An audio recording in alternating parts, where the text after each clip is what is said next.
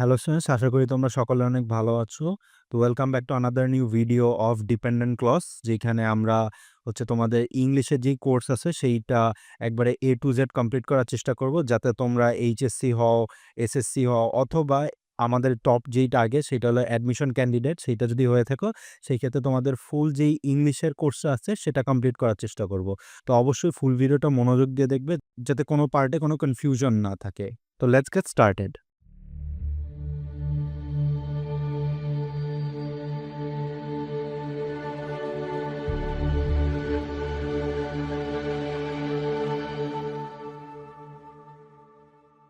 তো আজকের আমাদের টপিক হচ্ছে ডিপেন্ডেন্ট ক্লজের ফার্স্ট যেই প্রকারভেদটা আছে। তো আমরা বেসিক দিয়ে শুরু করি। এই ডিপেন্ডেন্ট ক্লজকে কিন্তু ৩ টা ভাগে ভাগ করা যায়, অর্থাৎ এটার ৩ টা ক্লাসিফিকেশন আছে। এগুলো হচ্ছে তোমার নাউন ক্লজ, অ্যাডজেক্টিভ ক্লজ আর হচ্ছে অ্যাডভার্ব ক্লজ। তো ক্লজটা কি জিনিস অ্যান্ড আমাদের আজকের টপিকের যে মূল হিসাব ডিপেন্ডেন্ট ক্লজ এইটা কি জিনিস, এইটা কিন্তু আমি অলরেডি আমাদের যে লেকচার 1 টা আছে সেখানে কিন্তু কমপ্লিট করে রেখেছি। তো তোমরা যদি কেউ ক্লজই না বুঝো, আবার ডিপেন্ডেন্ট, ইন্ডিপেন্ডেন্ট ক্লজগুলো না বুঝো, সেই ক্ষেত্রে কিন্তু কি পড়াচ্ছি কিছুই বুঝবা না।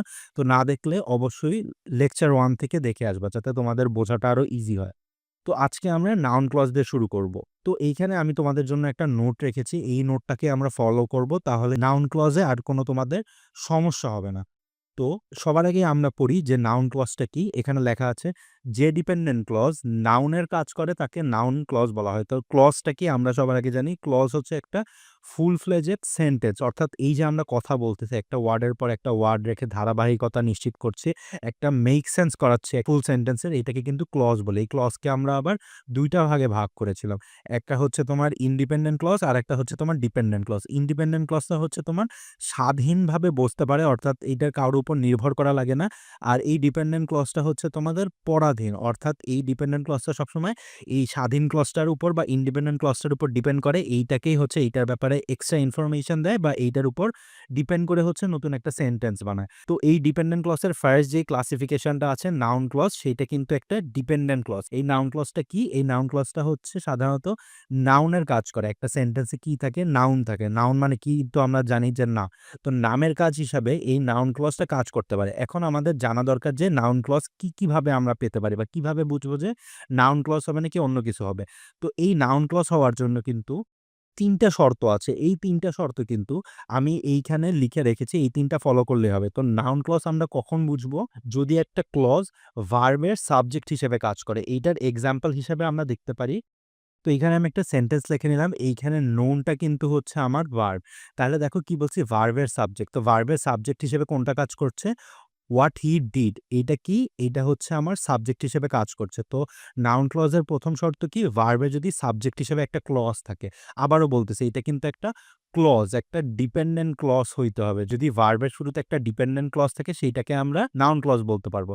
তারপরে সেকেন্ডে আমাদেরকে বলা হয়েছে ভার্বের অবজেক্ট হিসেবে কিংবা কমপ্লিমেন্ট হিসেবে কাজ করবে। তো সবার আগে বললাম একটা ভার্বের সাবজেক্ট হিসেবে কাজ করতে পারে। তারপর আমি বলতেছি আবার ভার্বের অবজেক্ট হিসাবে যদি কোনো ক্লজ থাকে সেটাও কি হইতে পারে? আমার নাউন ক্লজ হইতে পারে। তো আমি এখানে একটা এক্সাম্পল দেখি। তো দেখো আমি এখানে নিলাম আই নো। এই নোটা কি? এই নোটা কিন্তু আবার আমাদের মেইন ভার্ব। তো এখানে কি বলছে? ভার্বের অবজেক্ট হিসেবে যেকোনো যদি ক্লজ কাজ করে সেইটাকে আমার নাউন ক্লজ। তো আই নো এইটা ভার্বের অবজেক্ট হিসেবে কি কাজ করছে? Where she lives. তো এগুলা যে ডিপেন্ডেন্ট ক্লজ, এগুলো আমি কিভাবে চিনবো? এগুলা সবগুলার সাথে কিন্তু একটা ক্লজ মেকার আছে। তো ক্লজ মেকার গুলা কি এটা যদি না জানো, আমি কিন্তু লেকচার 1 এর ডিটেইলসে কি গুলা ক্লজ মেকার হয় আমি কিন্তু লিখে দিয়েছিলাম। তো যদি না জানো সেইখান থেকে নোট করে নিবা। তো আমি আরেকটা কি পেলাম? ভার্বের অবজেক্ট হিসেবে কাজ করছে। আরেকটা পেয়ে গেলাম। তারপর ৩ নাম্বার যে শর্ত বলা হয়েছে সেখানে হচ্ছে প্রিপোজিশনের অবজেক্ট হিসেবে। অর্থাৎ ধরো একটা সেন্টেন্সে একটা প্রিপোজিশন থাকবে। যেমন অফ থাকতে পারে, অন থাকতে পারে, ইন থাকতে পারে। তো এগুলার কি? এগুলার উপর যদি একটা ডিপেন্ডেন্ট ক্লজ থাকে সেইটাকেও আমরা আমাদের নাউন ক্লজ বলতে পারি। ঠিক আছে? তো আমরা একটা এক্সাম্পল দেখার মাধ্যমে আরো ক্লিয়ার হই। তো দেখো আমি এখানে একটা সেন্টেন্স নিলাম, he is criticised for what he did.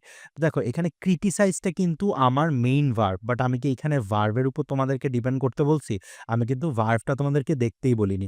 কি বলছি? একটা যদি প্রিপোজিশন থাকে, প্রিপোজিশনের অবজেক্ট হিসেবে কাজ করবে। এখন তোমরা যদি কেউ না জানো অবজেক্ট কিভাবে বার করবে, তো অবজেক্টের জন্য কিন্তু আমরা যদি একটা সেন্টেন্সে যে ভার্ব বা যে মেইন কাজটা থাকে সেইটাকে যদি কি অথবা কোথায় দ্বারা প্রশ্ন করি সেই ক্ষেত্রেই কিন্তু আমরা অবজেক্ট পেয়ে যাই। তো এই অবজেক্টটা যদি একটা ডিপেন্ডেন্ট ক্লজ হয়, কার অবজেক্ট? প্রিপোজিশনের অবজেক্টটা যদি ডিপেন্ডেন্ট ক্লজ হয় সেক্ষেত্রেও সেইটা নাউন ক্লজ হবে। তো এখানে দেখো ফর একটা প্রিপোজিশন, ফর এর পর একটা কি ক্লজ আছে। যেহেতু ওয়ার্ড দিয়ে সেন্টেন্সটা শুরু হইছে, আমরা জানি ক্লজ মেকারের পর যদি একটা সেন্টেন্স থাকে সেইটা আমার ডিপেন্ডেন্ট ক্লজ। তো ফর এর পর কি বলছে? What he did. তো এইটাও কি? এইটা হবে আমার একটা নাউন ক্লজ। তো আমাদের এই লেকচার থেকে আমরা আজকে শিখতে পারলাম, যদি তোমরা এক্সাম্পল অ্যান্ড মেইন বিষয়গুলো বুঝো, সেটা কি? নাউন ক্লজ কিভাবে খুঁজে বের করব, ভার্বের সাবজেক্ট, ভার্বের অবজেক্ট অথবা প্রিপোজিশনের পর যদি একটা অবজেক্ট হিসেবে কি কাজ করবে, একটা ডিপেন্ডেন্ট ক্লজ যদি থাকে, ক্লজ মেকারের সাথে একটা সেন্টেন্স থাকে যেটা প্রথম সেন্টেন্স বা প্রিন্সিপাল ক্লজের উপর ডিপেন্ড করবে, সেইটাকে আমরা কি বলতে পারবো? Noun clause. তো আশা করি তোমরা নাউন ক্লজটা বুঝতে পেরেছো। তো এইখানে আমি তোমাদের যাতে ইজি হয় এইখানে আরো এই কয়েকটা এক্সাম্পল দিয়ে এক্সপ্লেন করেছি। দেখো, what he has done is wrong. তাহলে এইখানে কি করতেছে? হোয়াট হি হ্যাজ ডানটা সাবজেক্ট হিসেবে কাজ করতেছে, এইটা একটা নাউন ক্লজ। আবার I thought that he would pass the exam, তাইলে এইখানে আবার উড প্যাস দ্য এক্সাম কি হিসেবে কাজ করতেছে? অবজেক্ট হিসেবে কাজ করতেছে। এইটা আমার একটা নাউন ক্লজ। আবার হি ওয়াজ ক্রিটিসাইজড ফর হোয়াট হি ডান। তো এইটা তো আমি এইখানে তোমাদের এক্সাম্পল হিসেবে দেখাই দিছিলাম। যেহেতু ফর এর পর একটা ক্লজ আছে সেই ক্ষেত্রে এটা অবজেক্ট হিসেবে কাজ করতেছে। সেই ক্ষেত্রে এইটা একটা নাউন ক্লজ। তো আশা করি তোমরা নাউন ক্লজ কিভাবে খুঁজবা এটা বুঝতে পারছো। এই ৩ টা বিষয় যদি তোমরা মাথায় রাখো তোমাদের নাউন ক্লজ ধরতে আর কোনোদিন প্রবলেম হবে না। তো এরপর আমরা আরেকটা বিষয় দেখব, সেইটা হচ্ছে আমাদের নমিনাল দ্যাট ক্লজ। তো নমিনাল দ্যাট ক্লজটা কি? আমরা একটু বুঝি। নমিনাল দ্যাট ক্লজ হচ্ছে এক ধরনের নাউন ক্লজ, অর্থাৎ এইটাও কিন্তু একটা তোমার নাউন ক্লজ। এইটাকে আবার ডিফারেন্ট পার্ট ভাবার কিছু নাই। যেইখানে ক্লজ মেকার হিসাবে দ্যাট দ্বারা ক্লজটি যুক্ত থাকে।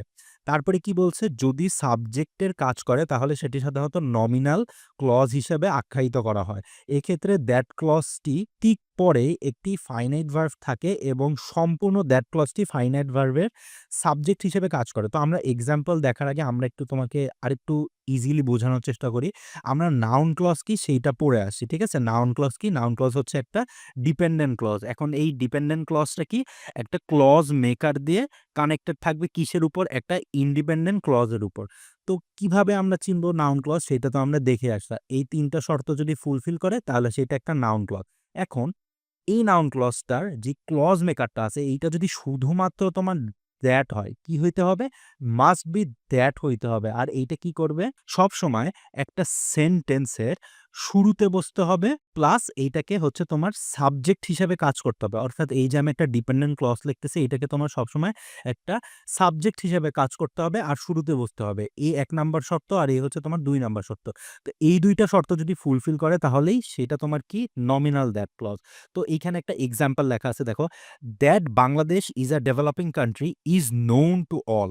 তাহলে দেখো ইজ নোন টু অল এইটার আগে কি আছে? একটা নমিনাল ক্লজ আছে, দ্যাট দিয়ে একটা সেন্টেন্স আছে। এখন দেখো এই that Bangladesh is a development country, এইটুক যদি আমি বলে ছেড়ে দেই তাহলে কি এইটা তোমার একটা প্রপার ফুল ফ্লেজেড সেন্টেন্স হবে? এইটা কি তোমার কমপ্লিট হইতেছে? তোমার কিন্তু এইটা কমপ্লিট হচ্ছে না।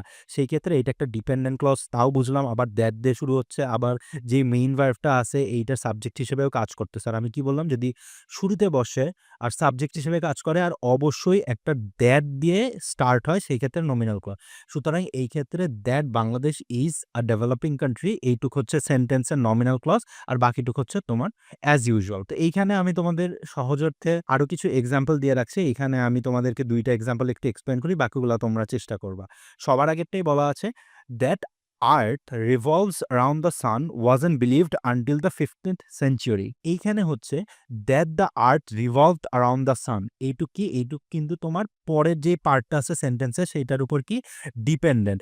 আবার দেখো এই সেন্টেন্সটা হচ্ছে তোমার দ্যাট দিয়ে শুরু অ্যান্ড এইটা কি? সাবজেক্ট হিসেবে কাজ করতেছে। সুতরাং এইটা কি? এটা হচ্ছে তোমার একটা নমিনাল ক্লজ। আবার আমরা লাস্টেরটা দেখি, that it is not fair seems obvious. তাহলে দেখো that it is not fair এইটুক কার উপর ডিপেন্ড করতেছে? সিমস অবভিয়াস এর উপর ডিপেন্ড করতেছে। দ্যাট দিয়ে শুরু হচ্ছে আর এইটাকে এটা একটা সেন্টেন্সের সাবজেক্ট হিসেবে কাজ করতেছে। সেই ক্ষেত্রে আমরা এইটাকে নমিনাল ক্লজ বলতে পারি। ঠিক আছে? তো এই ছিল আমার নাউন ক্লজ অ্যান্ড নাউন ক্লজের আন্ডারে নমিনাল ক্লজটা কি জিনিস সেইটার ব্যাখ্যা। আশা করি তোমরা বুঝতে পারছো। তো আমরা ২ টা বা ৩ টা প্র্যাকটিস কোয়েশ্চেন দেখব যাতে তোমাদের এই কনসেপ্টটা আরো ক্লিয়ার হয়ে যায়। ঠিক আছে? তো দেখো ফার্স্ট কোয়েশ্চেনটা কি বলতেছে? Dash begin their existence as ice staff on crystals over the most of the art seems like, ঠিক আছে? একটু প্রিন্টিং মিস্টেক হয়েছে, এটাকে তোমরা মাইন্ড করো না। তো দেখো এখানে একটা সেন্টেন্স দেওয়া আছে। এই সেন্টেন্সের শুরুতে কিন্তু তোমার সাবজেক্ট দেয়া নাই। তো এই ক্ষেত্রে আমাদের একটা সাবজেক্ট খুঁজতে হবে। তাহলে এইখানে দেখো ডি নাম্বার অপশনটা আমরা যদি লক্ষ্য করি, দ্যাট রেইন ড্রপস, এইটা কিন্তু তোমার এইখানে যদি আমি বসাই সেই ক্ষেত্রে একটা সাবজেক্ট হিসেবে কাজ করবে। আবার শুরু হইতেছে তোমার কি একটা দ্যাট দিয়ে শুরু হইতেছে। তো এই ক্ষেত্রে এইটা কিন্তু তোমার একটা নাউন ক্লজ হিসাবে কাজ করতেছে। তো এইটার অ্যান্সার হবে ডি। তারপরে ২ নম্বর সেন্টেন্সে আমরা দেখতে পারতেছি, dash of all modern domestic poultry is the red জঙ্গল ফাউল ইজ ওয়াইডলি বিলিভড। তো এইখানেও কিন্তু সেইম কোয়েশ্চেনটাই আবার মানে সেইম স্ট্রাকচারের কোয়েশ্চেনটাই আবার আসছে। এইখানে কিন্তু তোমাদের একটা সাবজেক্ট মিসিং আছে। Dash of all modern poultry. তো এখানে কিসের কথা বলতেছে? এইটা মিসিং আছে। তাহলে এইখানে আমাদের কি খুঁজতে হবে? একটা নাউন ক্লজ খুঁজতে হবে, অর আমরা একটা চাইলে নমিনাল ক্লজও খুঁজতে পারি। তাহলে আমরা যদি কোয়েশ্চেনটা ভালো মতো পড়ি, দেখো ডি নাম্বারে বলা আছে দ্যাট দ্য অ্যানসেস্টার্স, তাহলে কি বলছে? That the ancestors of all modern domestic. তো এইটা কিন্তু একটা সাবজেক্ট হিসেবে কাজ করতেছে। আর এখানে যেহেতু শুরুতে একটা ক্লজ মেকারও আছে, সুতরাং এটা কিন্তু আমার নমিনাল ক্লজের আন্ডারেও যাইতে পারে। তো সেই ক্ষেত্রে এইটার অ্যান্সারও তোমার হবে ডি। তারপরে ৩ নাম্বার কোয়েশ্চেনে আমাকে বলা হয়েছে, dash was one of the greatest discoveries in establishing Newton's theory of gravity. তাইলে এখানে কি গ্রেটেস্ট এস্টাবলিশমেন্ট ছিল? এটাকে বলা হয়েছে, শুধু বলা হয়েছে ড্যাশ। এটা কি? এটা আমাদের আননোন। ড্যাশটা হচ্ছে greatest establishment of Newton's theory of gravity. তো যেই জিনিসটা মিসিং আছে সেইটা আমার জন্য সাবজেক্ট না। এই জিনিসটা খুঁজে বের করলেই কিন্তু আমাদের অ্যান্সারটা হয়ে যায়। তো এখানে কি খুঁজে বের করতে হবে? আমাদের একটা নাউন ক্লজ খুঁজে বের করতে হবে। তাহলে এইখানে যদি আমরা বি নাম্বারের দিকে লক্ষ্য করি, that the cycles of the moon and tides are linked was one of the greatest discovery. তাহলে দেখো অন্যগুলা কিন্তু কোনটা ক্লজ মেকার দেয়া নেই। এটা প্রিপোজিশন দিয়ে শুরু হচ্ছে, আর্টিকেল দিয়ে শুরু হচ্ছে, প্রিপোজিশন দিয়ে শুরু হচ্ছে। শুধুমাত্র কি বি নাম্বার যেইটা, এইটাই হচ্ছে ক্লজ মেকার দিয়ে শুরু করতেছে, অ্যান্ড এইটা কিন্তু একটা তোমার সাবজেক্ট হিসেবে কাজ করতেছে। আর আমাদের এইখানে দরকারি একটা সাবজেক্ট, সুতরাং এই ক্ষেত্রে অ্যান্সার হবে ৩ এর বি। তো এই ছিল তোমার ৩ টা কোয়েশ্চেনের অ্যান্সার। আশা করি তোমরা বুঝতে পেরেছো। যদি বুঝতে পারো অবশ্যই আমাকে জানাবা ভিডিওটি ভালো লাগলে। আর যদি কোথাও নাও বুঝতে পারো আমাকে কমেন্ট বক্সে জানাতে পারো। আমি আবার এক্সপ্লেইন করব। অ্যান্ড অবশ্যই লেকচার ওয়াইজ ভিডিওগুলো দেখার চেষ্টা করবা যাতে কোনো টপিকে কনফিউশন না হয়। কেননা আমি কিন্তু এইখানে টপিক টু টপিক যাই। ধরো লেকচার 1 এ যেটা পড়লাম ওইখান থেকে অনেক কিছু 2 তে রিপিট হইতে পারে। আবার 2 তে যেটা পড়লাম ওইটারও অনেক কিছু কিন্তু 3 তে ইমপ্লিমেন্ট হইতে পারে। তো ধরো তুমি এখন 2 দেখতেছো, 1 আর 3 দেখলে না। তো অনেক কিছু কিন্তু তোমাদের মিসিং চলে যেতে পারে। তো ভিডিওটি যদি ভালো লেগে থাকে ভিডিওতে একটা লাইক করতে পারো, অ্যান্ড চ্যানেলে একটি সাবস্ক্রাইব করে রাখতে পারো। অ্যান্ড অলসো আমাদের একটি ফেসবুক পেজ আছে, সেখানেও চাইলে ফলো করে রাখতে পারো for future update. Thank you for watching.